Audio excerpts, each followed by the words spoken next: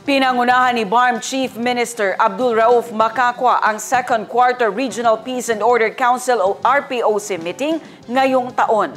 Inilatag ng PNP ProBAR sa pulong ang iba't ibang isyu na may kinalaman sa peace and order situation sa rehiyon.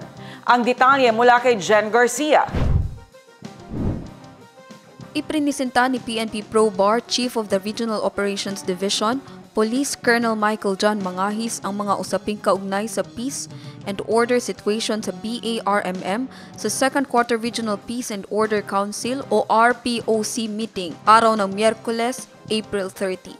Binigyang diin ito ang pangako ng PNP ProBAR na sa pagpapanatili sa seguridad at pagbibigay diin sa deployment ng police forces sa high-risk areas upang protektahan ang komunidad at tiyakin ang integridad ng halalan sa May 12.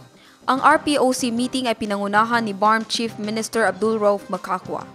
Dumalo si RPOC Vice Chairperson Attorney Shah Elijah Dumama Alba, local government officials, representatives mula Armed Forces of the Philippines, iba pang law enforcement agencies at iba't ibang stakeholders.